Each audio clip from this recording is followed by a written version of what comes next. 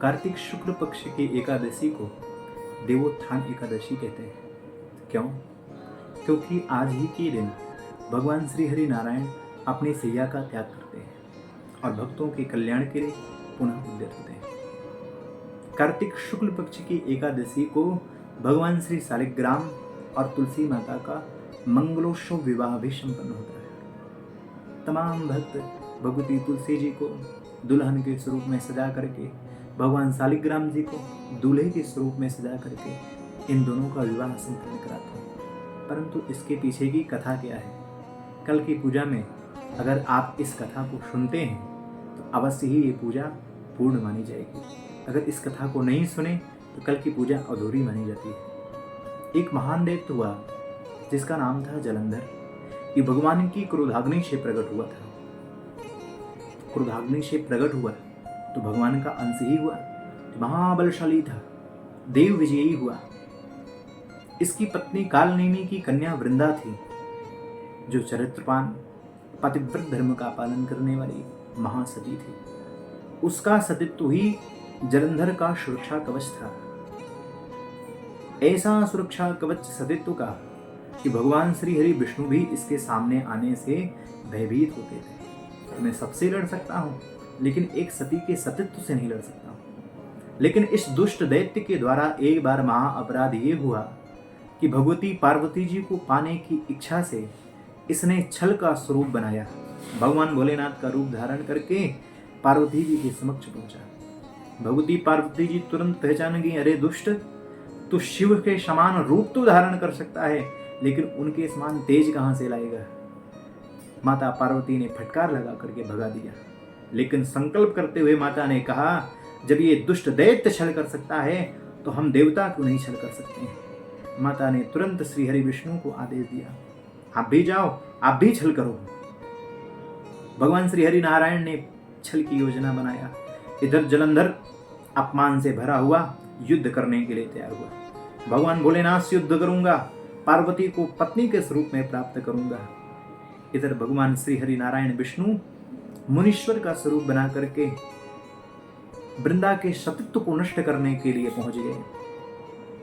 वृंदा प्रातःकालीन बेला में सोते सोते स्वप्न देखती है कि मेरे पति दिगंबर स्वरूप में दक्षिण दिशा की यात्रा कर रहे हैं गधे में बैठ करके। मात्र उनका सिर दिख रहा है जो कालिक से पोता हुआ है। ये अशुभ स्वप्न देखने के बाद तुरंत निद्रा का त्याग करके विह्वल होकर के भयभीत होकर के चारों दिशाओं में भागने लगे। भगवान श्री हरि विष्णु मुनीश्वर के स्वरूप में लीला करने के लिए प्रकट हुए थे। उन्होंने दो दैत्यों को प्रकट कर दिया।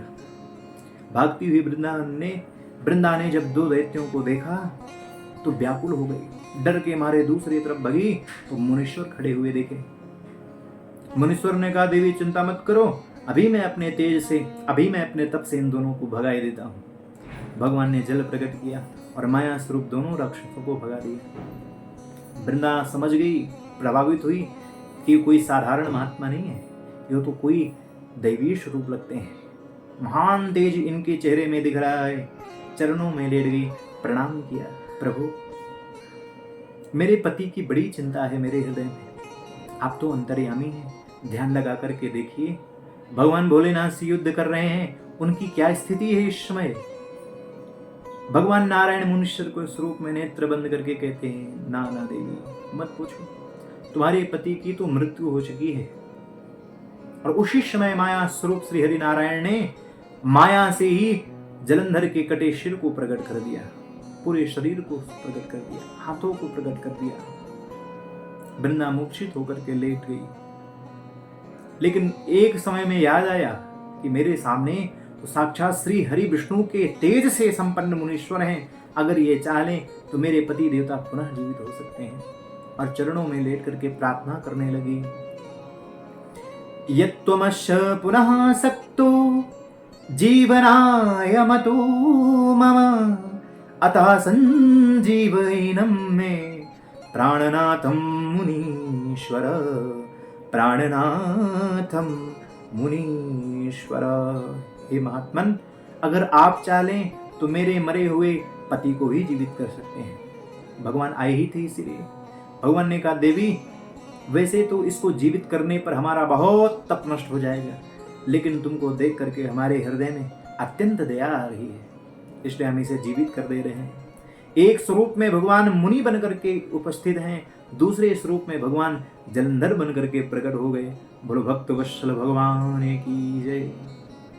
भगवान ही जलंधर के स्वरूप में है, लेकिन वृंदावन ने सोचा कि मेरे पति को मनेश्वर ने जीवित कर दिया है। अत्यंत प्रसन्न होकर के भगवान को ही जलंधर मान कर के अपना पति मान करके उनके साथ आलिंगित होकर के बहुत वर्षों तक सहवास किया। भगवान ने देखा कि अब इसका सत्व नष्ट हो गया है, तो भगवान अपने शाश्वत स्वरूप में प्रकट हुए। इधर वृंदा का सतित्व नष्ट हुआ, उधर जलंधर मारा गया। वृंदा अत्यंत क्रोधित होकर के भगवान को श्राप देती है, रे महाधम दैत्यारे परधर्म विदूषका गृहणीश्वमदत्तम सापम सर्व विशोड़बणम। तुम्हारे हृदय में पूर्ण रूप से पत्थर ही पत्थर भरा है, पत्थर हृदय वाले जा, पूर्ण रूप से तू पत्थर का ही हो जा। भगवान श्री हरि नारायण को पत्थर का स्वरूप बनने का श्राप दे दिया। एक स्त्री को तू तड़पाया है, जा एक दिन ऐसा आएगा एक स्त्री के लिए बन बन रोता फिरेगा। वृंदा के श्राप को भगवान ने स्वीकार किया, लेकिन भगवान भी साथ ही साथ वृंदा से प्रभावित हो गए। साधारण जीव से कोई इतना प्रेम कर सकता है तो मुझसे कितना प्रेम करेगा।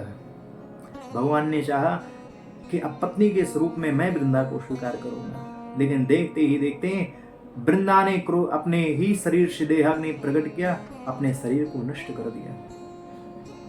भगवान उसके प्रेम में इस प्रकार से डूबे कि भगवान भूल गए कि मैं भगवान हूं। आज मायापति ही माया के बंधन में बंध गए, आज प्रेमपति ही प्रेम के बंधन में बंध गए। जिस स्थान पर वृंदा ने अपने शरीर को त्यागा था, उसी स्थान पर भगवान पूर्ण रूप से विराग युक्त होकर के रोते हुए लेटने लगे। कभी उठें, कभी बैठें, कभी लेट जाएं।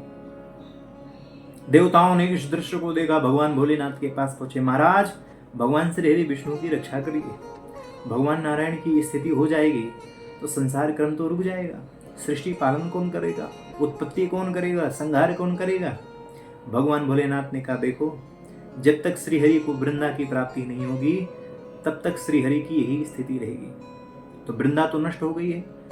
भोलेनाथ ने कहा नष्ट तो हो गई है, लेकिन उसका तेज भगवती गौरी के वक्षस्थल में अभी भी सुरक्षित है। देवता सब माता गौरी के समीप पहुंचे, स्तुति किया। माता गौरी के हृदय से वृंदा का वह तेज पुंज प्रकट हुआ। तमाम तेज पुंज से देवियां प्रकट हुई। उन देवियों ने अपने हाथ से बीज देवताओं को दिया।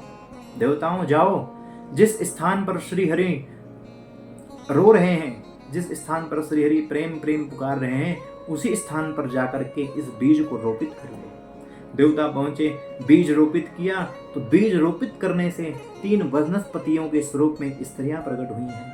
3 स्त्रियां वनस्पति के स्वरूप में अर्थात वृक्ष के स्वरूप में।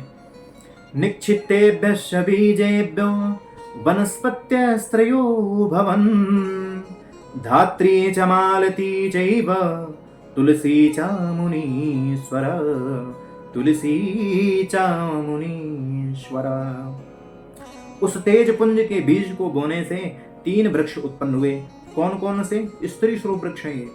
पहला वृक्ष है धात्री अर्थात आंवले का वृक्ष, दूसरा वृक्ष है मालती, मालती पुष्प का वृक्ष, और तीसरे वृक्ष के स्वरूप में साक्षात भगवती तुलसी महारानी प्रकट हुई हैं। बोलो तुलसी माता की जय। धात्री अर्थात आंवले के वृक्ष और तुलसी माता के वृक्ष ने जब भगवान को देखा तो आह्लादित में होकर के, आनंद में डूब करके इन दोनों वृक्षों ने भगवान को देखना ही प्रिय माना। भगवान को देख करके मुस्कुराने लगे, आह्लाद में डूबने लगी। तब मालती के वृक्ष ने देखा ये दोनों भगवान को देख रही हैं, इसके हृदय में विषाद उत्पन्न हुआ, ईर्ष्या जलन उत्पन्न हुई। भगवान ने तुरंत इसका त्याग कर दिया। भगवान ने कहा जिसके हृदय में ईर्ष्या है, द्वेष है, उसको हम कदापि नहीं स्वीकार कर सकते हैं। भगवान ने मालती के वृक्ष का त्याग किया और धात्री और तुलसी को स्वीकार किया है। बोलो भक्त वत्सल भगवान की जय। इसीलिए नारायण के स्वरूप में आंवले के वृक्ष की भी पूजा होती है। अभी कार्तिक महीने के शुक्ल पक्ष के 9वीं तिथि को आंवले के वृक्ष के स्वरूप में भगवान नारायण की उपासना होती है, और कार्तिक शुक्ल पक्ष के एकादशी को भगवान ने तुलसी माता को पत्नी के स्वरूप में स्वीकार किया, शालिग्राम स्वरूप धारण किया। इसीलिए आज के दिन समस्त भक्तों के द्वारा भगवान का मंगल विवाहोत्सव मनाया जाता है।